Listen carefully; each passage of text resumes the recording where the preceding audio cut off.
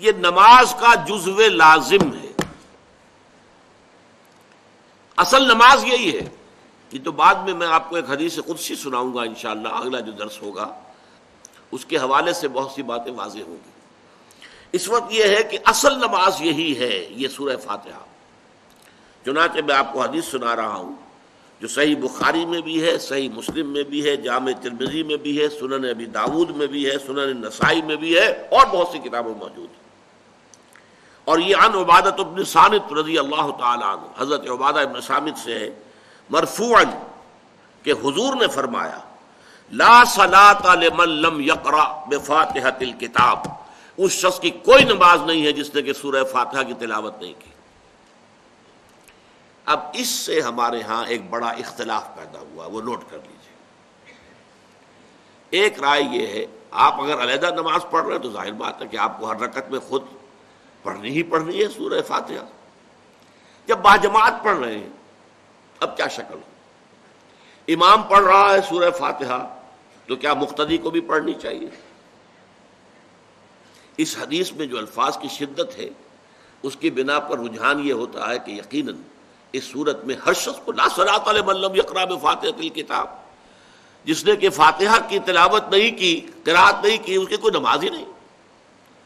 تو یہ موقف ہے امام شافعی کا، یہی مسلک ہے ہمارے اہل حدیث بھائیوں کا کہ آپ چاہے اکیلے نماز پڑھ رہے ہو، چاہے امام کے پیچھے پڑھ رہے ہو، اور چاہے امام جو ہے وہ جہری رکعت پڑھا رہا ہے اور چاہے سری رکعت پڑھا رہا ہے.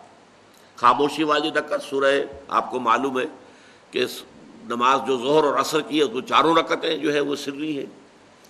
مغرب کے اندر آ کر دو جہری ہیں ایک سری ہے، عشاء میں آ کر دو جہری ہیں دو سری ہیں، سورہ اور نماز فجر کے اندر دونوں جو ہیں وہ جہری ہیں.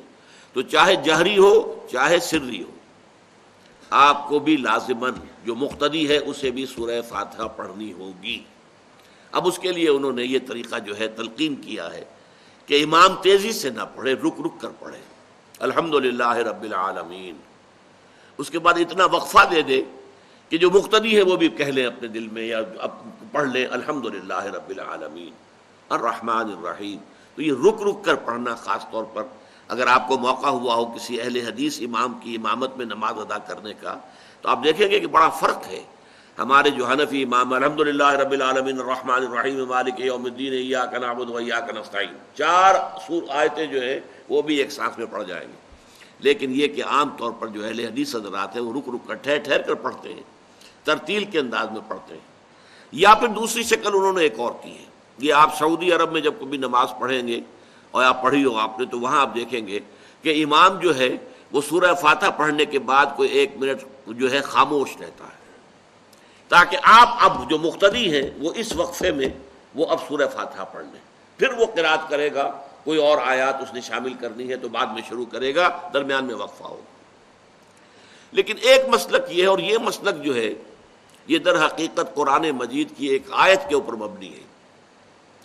سورہ اعراف کے آخر میں فرمایا گیا وَإِذَا قُرِئَ الْقُرْآنُ فَاسْتَمِعُوا لَهُ وَأَنصِتُوا، جب قرآن پڑھا جا رہا ہو تو توجہ سے اسے سنو، خود خاموش رہو.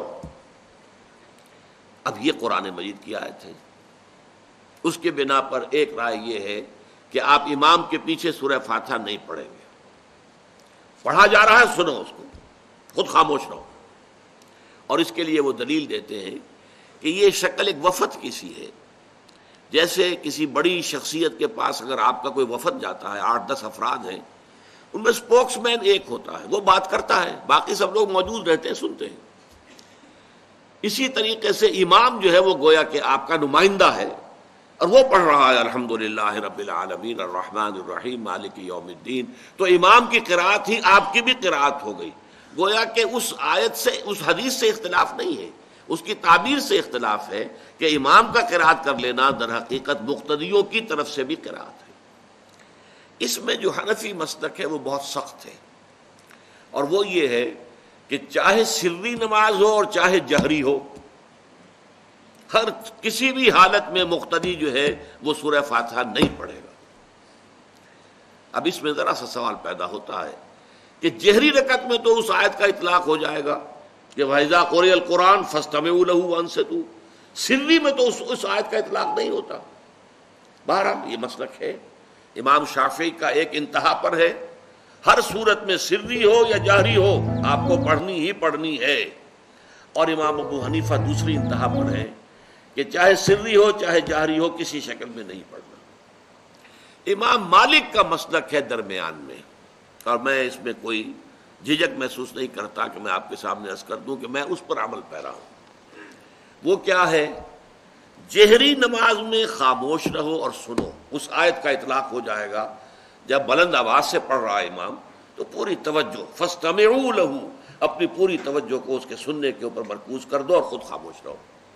سری رکعت میں البتہ جبکہ وہ بھی خاموشی سے پڑھ رہا ہے آپ بھی خاموشی سے پڑھ رہے ہیں۔ بہرحال ان چیزوں میں میں نے یہ سب کچھ بیان کیا ہے، تو اس سے جو میرا مقصود ہے وہ یہ ہے کہ معلوم ہو جائے کہ اس میں کوئی بڑی بنیادی بات نہیں ہے، نہ یہ کہ جو حنفی ہیں وہ اس حدیث کا انکار کرتے ہوں کہ لا صلاۃ لمن لم یقرأ بفاتحۃ الکتاب، کیسے وہ انکار کریں گے، اور نہ ہی کوئی جو حنبلی ہے یا اہل حدیث ہے وہ قرآن کی اس آیت کا اختلاف سے جو ہے وہ اختلاف کر سکتا ہے کہ اذا قرئ القرآن فاستمعوا له وانصتوا، لیکن یہ کہ اس کے پھر اس سے جو احکام کا استنباط ہے اس میں اختلاف ہو جاتا ہے، تو اس کو نہیں سمجھنا چاہیے کہ یہ کوئی بہت بڑی اہمیت والی بات ہے۔